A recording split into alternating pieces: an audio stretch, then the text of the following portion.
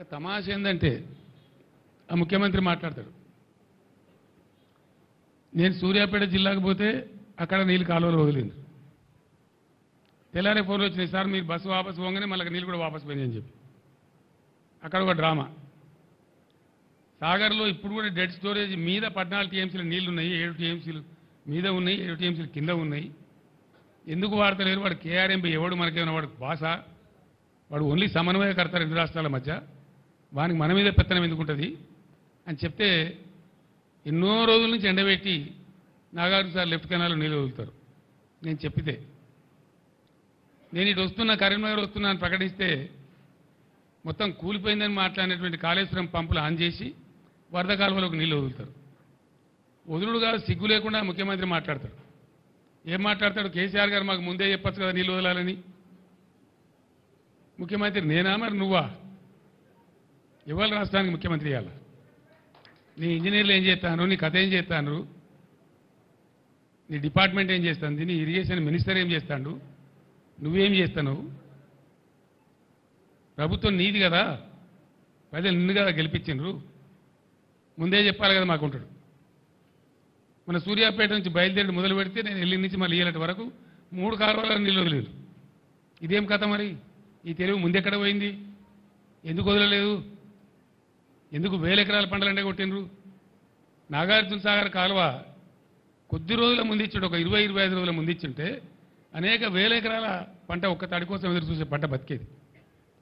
వరద కాలువ కింద కూడా ఏడాదికి 20-25 రోజుల కింద వదిలి ఉన్నట్టయితే ప్రతి గ్రామంలో కొన్ని 100 ఎకరాల పంట దక్కేది. బాధ కలిగేది ఎక్కడ అంటే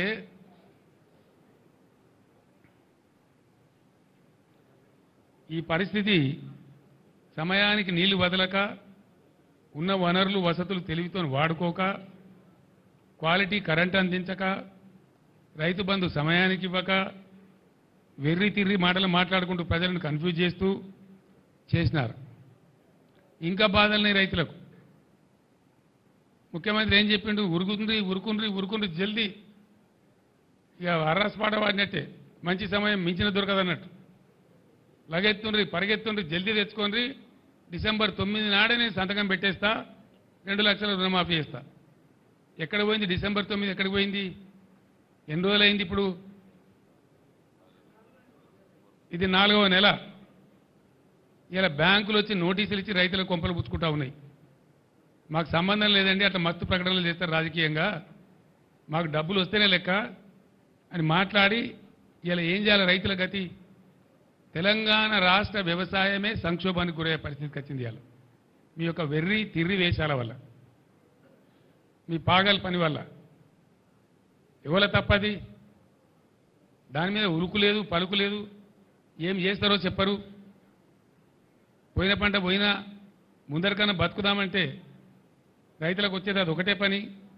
దాని సంగతి ఏంది? రుణమాఫీ మీద పెద్ద వ్యవసాయ సంక్షోభం వచ్చేటట్టుంది రాష్ట్రం లోపల. దానికి ఎవరు జవాబుదారీ? బ్యాంకర్లతో ఎందుకు మాట్లాడతలేరు? ఎందుకు బ్యాంకులు నోటీస్ ఇస్తే మీరు మౌనం పాటిస్తున్నారు? దాని అర్థమైంది. దాన్ని కూడా వెంటనే తేల్చాలి. మిమ్మల్ని వెంటాడతాం. ఆ విధంగా బోనస్ ఇస్తామని మాట్లాడింది అన్ని పంటలకు. ఇలా నేను పేపర్లో చూసిన, జొన్న పంట సగమే కొంటామని. అన్ని పంటలు మొత్తం కొంటాం, అన్నిటికీ బోనస్ ఇస్తాం. ఇలా జొన్న పంట వచ్చింది, సగం మాత్రమే కొంటామని చెప్పి అంటున్నారు. నేను డిమాండ్ చేస్తా ఉన్నా, జొన్న పంటకు బోనస్ ఇచ్చి పూర్తి పంట కొనాలి ప్రభుత్వం. ఆ పంట చేతికి వచ్చింది, పోయిన పంట పోయింది కానీ మిగిలిన పంట అది వచ్చింది. అట్లనే వర్షాకాలం వడ్లు వస్తే దానికి బోనస్ ఇయ్యలే. క్వింటాల్కి 500 కట్టిస్తామని మాట్లాడింది, ఇయ్యలే, రూపాయి ఇయ్యలే. ఇప్పుడు కొనుగోలు కేంద్రాలు పెట్టినామని చెప్పిండ్రు, ఇస్తారా ఇవ్వరా? దాని మీద ఉరుకు లేదు, పలుకు లేదు. ఇవ్వకపోతే మాత్రం మిమ్మల్ని వెంటాడతాం. మీరే చెప్తున్నారు కదా ఇది రెఫరెండం అనుకొని మాకు ఓట్లేయిందని. మీకు చూపిస్తారు ప్రజలు, ఇప్పుడిగా మీ సంగతి చూపిస్తారు. బోనస్ ఇవ్వకపోతే మిమ్మల్ని ఎట్లా బోగస్ అని చెప్పి మీకు ఎట్లా బుద్ధి పెట్టాను, కరువు కాల్చి వాత పెట్టానో పెడతారు మీకు. ఇప్పుడు దానికి ఎలక్షన్ కోడ్ అడ్డం రాదు, అది కూడా నేను చెప్తా ఉన్నా. ఎలక్షన్ కమిషన్ మీరు రాయాలి, ఎలక్షన్ కమిషన్ మీరు చిత్తశుద్ధి ఉంటే రాయాలి. మాకు బోనస్ ఇచ్చేది ఉంది, రైతాంగానికి ప్రకటించినాం, పర్మిషన్ ఇవ్వనాలి. ఒకవేళ ఇయ్యరు, ఏ రైతు ఎంతనో లెక్క పెట్టు, ఎలక్షన్ కమిషన్ అడ్డం వస్తే 13 తారీఖు నాడు పోలింగ్ అయిపోతుంది, ఆ తర్వాత ఇవ్వండి. ఏ రైతు ఎంతనో అకౌంట్ ఫర్ చేయండి. మిమ్మల్ని వదిలిపెట్టం, బీఆర్ఎస్ మిమ్మల్ని వెంటాడుతుంది. రైతులు ఉద్యమానికి సిద్ధంగా ఉన్నారు. ఎన్ని వాగ్దానాలు కొట్టిరండి? ఒక్కళ్ళొక్క తెల్లరా మీరు చేసింది? 3-4 నెలల ఇంత ఆగమా? గొర్రెల యూనిట్లు 100 కోట్ల రూపాయలు పాపం యాదవ్ సోదరులు కట్టినారు. ఆ యూనిట్లు ఇస్తారన్న ఆశతో బంద్ కథం. ఇయ్యాల బంద్, గొర్రెల యూనిట్లు బంద్. ఇస్తారా, సస్తారా, ఏం చేస్తారు? అది లేదు. దాని మీద యాదవ్ సోదరులు రెడీగా ఉన్నారు మిమ్మల్ని ఏ విధంగా శిక్షించాలో శిక్షించడానికి. అదేవిధంగా దళిత బంధు మేము 1,30,000 మందికి శాంక్షన్ చేసినాం. మేము 10 లక్షలు ఇచ్చేవాళ్ళం. మీరు వాగ్దానం చేసింది 12 లక్షలు ఇస్తామన్నారు. దాని మీద ఉలుకు లేదు, పలుకు లేదు.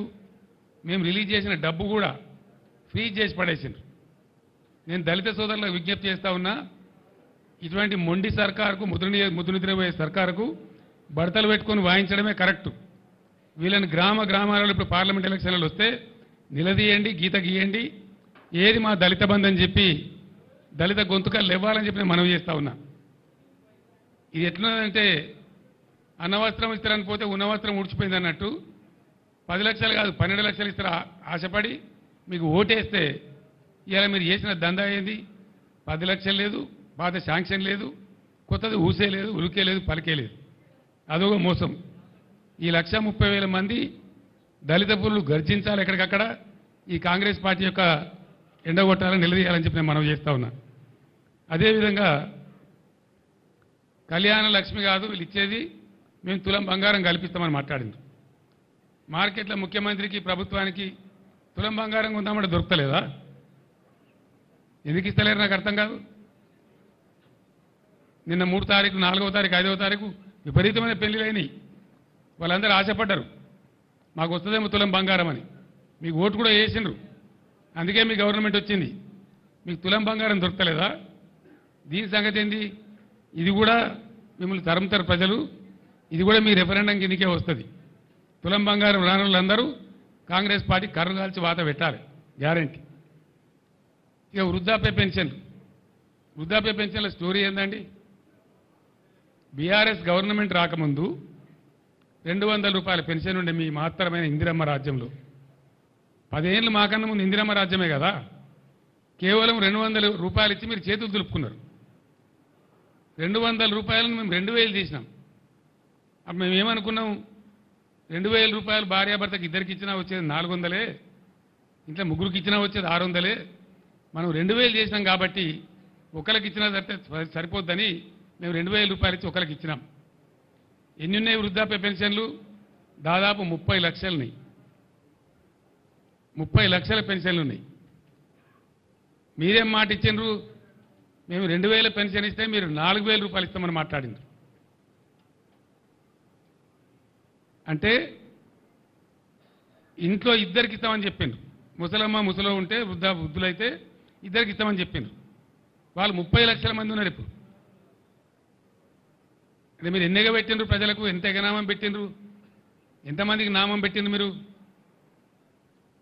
30 లక్షల కుటుంబాలు మీరు ఎన్నిగా పెట్టిండ్రు? ఒక నెలదైతే 2,000 పెన్షన్ కూడా ఇవ్వలే, ఒక నెల పెన్షన్గా పెట్టిండ్రు. రెండవది 4,000 మనులు మీ పరిపాలన రెఫరెండం అంటారు. ఇంకా మీకు సిగ్గులేక ఇప్పుడు ఎన్ని బాగున్నారండి వీళ్ళు?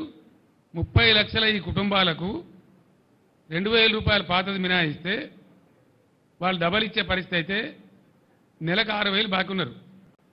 ఇప్పుడు 4 నెలలు అయింది, ఇది 4వ నెల. ప్రతి వృద్ధాప్య పెన్షన్ మీద ఇలా ఈ కాంగ్రెస్ ప్రభుత్వం పెట్టిన ఎగనామం 24,000 రూపాయలు. వాళ్ళ గట్టిగా మీరు కట్టించేదాకా మిమ్మల్ని వేటాడతాం.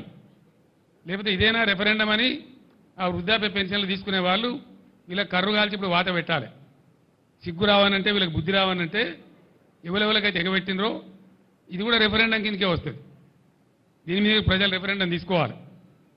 అదేవిధంగా దళితులకు మోసం, రైతులకు మోసం, యాదవ సోదరులకు మోసం, కొత్త రేషన్ కార్డులు ఇస్తామని మాట్లాడిన వాగ్దానం ఇచ్చిన దానికి మోసం, మహిళలకు మహాలక్ష్మి అని పేరు పెట్టి మహాలక్ష్మి లేదు, మనులక్ష్మి లేదు, ప్రతి మహిళకు 2,500 రూపాయలు ఇస్తామన్నారు. అది వాటిదే మోసం, ఏమి లేదు. అదేవిధంగా వాళ్ళకి చెడకోపం పెట్టిండ్రు. అదేవిధంగా ఎంతమందికంటే మీరు ఎగనామం రైతులకు, దళిత బంధువులకు, పెన్షన్లు, పింఛన్దారులకు, మహాలక్ష్మి మహిళలకు, రైతుల రుణమాఫీకి, బోనస్కు, ఇవన్నిటికి పెట్టిండ్రు. ఇదే సిరిసిల్ల, ఇప్పుడు నేను ఏ సిరిసిల్ల టౌన్లో మాట్లాడుతున్నానో, మేము పైన గంగాధర అవతల పెగడపల్లి మండలం మీద పోయి వయా సిరిసిల్ల టౌన్, గంగాధర, సిరిసిల్ల, సిద్దిపేట, హైదరాబాద్ పోతా ఉన్నాం. అప్పుడు జయశంకర్ సార్ బతికి ఉండి మేము పోతా ఉంటే గోడల మీద రాతలు కనబడుతూ ఉన్నాయి సిరిసిల్ల టౌన్లో. ఆ నైట్లో 11:30, 12 గంటల రాత్రి గోడల మీద రాతలు, చేనేత కార్మికులారా ఆత్మహత్యలు చేసుకోకండి, చావులు పరిష్కారం కావు సమస్యకని చెప్పి గోడల మీద రాతలు ఇస్తే నేను జయశంకర్ గారు నాతో పాటు ఉన్న ఉద్యమకారులు అన్నాడు, కళ్ళలో నీళ్ళు తీసుకున్నాం. అప్పటికి 65 సంవత్సరాలు స్వతంత్రం వచ్చి దేశానికి. 65 ఏళ్ళ స్వతంత్ర భారతంలో సావకండి అని గోడల మీద రాసే ప్రభుత్వాలు చూస్తున్నామండి. ఇంతకన్నా దౌర్భాగ్యం ఏముంటుంది? ఎట్లన్నా చేసి ఈ చేనేత కార్మికులు మనం ఆదుకోవాలి. తెలంగాణ రాష్ట్రం వచ్చినా కానీ ఒక ప్లాన్ వేసుకున్నాం. ఆ రోజు బాధపడ్డాం. అనుకున్నట్టు దేవుని దయ వల్ల నేను చెప్పిన సిరిసిల్లలో ఒకటే రోజు ఇక్కడ 11 మంది కార్మికులు చచ్చిపోతే ఆ రోజు మా పార్టీ నుంచి ఒక 50 లక్షలు తెచ్చి, చెక్కు తెచ్చి ఒక చిన్న ట్రస్ట్ ఏర్పాటు చేసి వాళ్ళని సావకుండా చూడండి దయచేసి అని బతిమాలి, ఇక్కడ ఈ గ్రామ పెద్దల్ని బతిమాలి ఆ ట్రస్ట్ ఏర్పాటు చేసిన ఇప్పుడు ఆ డబ్బులు ఆ ట్రస్ట్ ఇక్కడ ఉంది ఇప్పుడు సిరిసిల్లలో చెప్పి మేము చెప్పినాం, దయచేసి చచ్చిపోకుండ్రి, తెలంగాణ వస్తుంది, తప్పక వస్తుంది, వచ్చినాక మిమ్మల్ని మా బిడ్డలకి సాదుకుంటామని చెప్పి ఆర్ద్రతతో నేను ఆ సభలో చెప్పినాను. మీరు ఆత్మహత్యలు బంధు పెట్టుండ్రి, సావద్దు, మిమ్మల్ని కాపాడుకుంటామని చెప్పినాం. ఆ దరిమిల అనుకున్న ప్రకారమే తెలంగాణ వచ్చింది, బీఆర్ఎస్ గవర్నమెంట్ వచ్చింది. మేము ఏం చేసినాం? ఒక్కొక్క నాడు 7 చేనేత కార్మికులు ఒకటే రోజు చచ్చిపోయారు భూదాన పోచంపల్లిలో. అప్పుడు చంద్రబాబు నాయుడు అని ఒక మూర్ఖుడు ముఖ్యమంత్రి ఉండే. నేను అక్కడ దండం పెట్టిన, అయ్యా ఒక 50,000 రూపాయలు ఎక్స్గ్రేస్ ఇయ్యవయ్యా, పలానా డేట్ లోపల నువ్వు ఇవ్వకపోతే నేను భిక్షాటన చేసి ఇస్తాను, దండం పెట్టి చేతులు ఎత్తి అంగలార్చిన నేను. కానీ ఆ దుర్మార్గుడు ఇయ్యలే. దాని దరిమిలా నేను భిక్షాటన చేసిన. నిజామాబాద్ పట్టణంలో, హైదరాబాద్ హ్యాబిట్స్లో భిక్షాటన చేసి ఒక 7.5 లక్షలు వస్తే తీసుకుపోయి ఆ కుటుంబాలకు ఇచ్చినాం భూదాన పోచంపల్లిలో. అట్లా భువనగిరిలో, గద్వాలలో, దుబ్బాకలో, సిరిసిల్లలో రోజు చనిపోయే చేనేత కార్మికులకు ఆదుకోవాలని చెప్పి బీఆర్ఎస్ గవర్నమెంట్లో మేము ఒక పద్ధతి ప్రకారం అటు పేద ప్రజలకు ఎంతో కొంత మేలవుతుంది, ఇటు కార్మికులకు ఉపాధి వస్తుందని మేము పథకాలు పెట్టినాం. రంజాన్ తోఫాను పెట్టి బట్టలు నేయమని వీళ్ళకి ఆర్డర్ ఇచ్చినాం. క్రిస్మస్ తోఫాను పెట్టి బట్టలు నేయమని వీళ్ళకి ఆర్డర్లు ఇచ్చినాం. స్కూల్ యూనిఫాములు నేయమని చెప్పి ఆర్డర్ ఇచ్చినాం.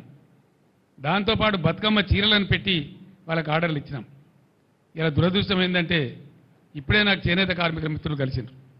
సార్ మళ్ళా మా పాతకు వచ్చింది, మేము ఆత్మహత్య చేసుకునే పరిస్థితి వచ్చింది, మాకు మీ గవర్నమెంట్లో ఇచ్చిన ఆర్డర్ బాపతి 300 కోట్ల రూపాయల బకాయిలని అవి ఇస్తలేరు సార్ అని చెప్పారు వాళ్ళు.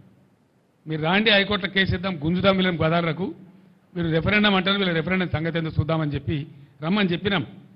రేపు ధర్నా పెట్టినారు ఇక్కడ దాదాపు 10,000 మందితో సిరిసిల్లలో చేనేత కార్మికులు ధర్నా పెట్టిన. మేము కూడా మా నాయకుడు అటెండ్ అవుతాం, వాళ్ళకి అండగా ఉంటాం, గుంజుతాం. ఇంకా దరిద్రం ఏంటంటే బ్రాహ్మణ పరిషత్ మేము నిధులు ఇచ్చుకుంటూ పోయినాం. ఓవర్సీస్ స్కాలర్షిప్ నిధులు ఇచ్చినాం. డాక్టర్ అంబేద్కర్ పేరు మీద, జ్యోతిబా పూలే పేరు మీద, వివేకానందుని పేరు మీద ఓవర్సీస్ స్కాలర్షిప్లు ఇచ్చినాం. ఇండియాలోనే ఏ రాష్ట్రం ఇయ్యని విధంగా పేద పిల్లలు విదేశాలకు పోతే వాళ్ళు చదవాలి, బాగుపడాలి, బతకాలని చెప్పి ఇచ్చినాం. మొత్తం బంద్ పెట్టింది. ఒక్క ఓవర్సీస్ స్కాలర్షిప్ ఇస్తలేదు ఈ గవర్నమెంట్ ఇచ్చిన కాడికి. మేము శాంక్షన్ చేసినా కూడా ఇస్తలేరు. బ్రాహ్మణ పరిషత్కి అయితే లాస్ట్ 2 క్వార్టర్ల డబ్బులు విడుదల చేయాలి, చేయలే. ఫైనాన్షియల్ ఇయర్ అయిపోయింది, అది కూడా ఇస్తలేరు. ఈ రకంగా వాళ్ళకి ఎగనామం పెట్టినారు. ఓవర్సీస్ స్కాలర్షిప్ కూడా బంద్ పెట్టినారు. చేనేత మిత్ర పథకాన్ని బంద్ పెట్టినారు. అనేక స్కీములు చేనేత కార్మికులకు ఉన్నాయి కూడా బంద్ పెట్టినారు. అంటే వాళ్ళు సావన్నా ఎక్కడికి పోవాలి? ఎంతో బ్రహ్మాండంగా జరిగేటువంటి కాడ చివరికి బడి పిల్లలకు బ్రేక్ఫాస్ట్ పెట్టినాం మేము. ఎన్నో మంది లక్షలాది మంది పిల్లలు పాపం పేదవాళ్ళు ఉన్నారు. బ్రేక్ఫాస్ట్ పెట్టమని చెప్పినాం. దాని ఇంటర్మీడియట్ కాలేజీలో కూడా వర్తిస్తామని చెప్పినాం. ఆ బ్రేక్ఫాస్ట్ కూడా బంద్ పెట్టారు. చిన్న పిల్లలకు బల్ల పెట్టిన బ్రేక్ఫాస్ట్ బంద్ చేయడం రెఫరెండమా? ముఖ్యమంత్రి గారు గదెందుకు బంద్ చేసినావు? ఆ పోరగాళ్ళను నోరెందుకు కొట్టినావు నాకు అర్థం కాదు.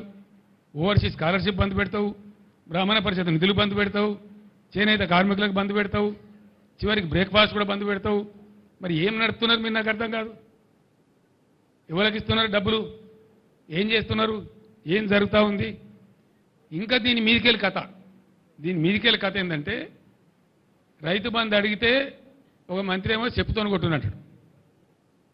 చెప్పుతోని కొడతారా? నేను ఇదివరకే చెప్పిన రైతులకు కూడా చెప్పులు ఉంటాయి, బందోబస్తు ఉంటాయి. తిక్క ఉట్టుకొచ్చినాడు వాళ్ళు మరైతే మీ గతి ఏమవుతుందో ఆలోచించుకోండి అని చెప్పిన.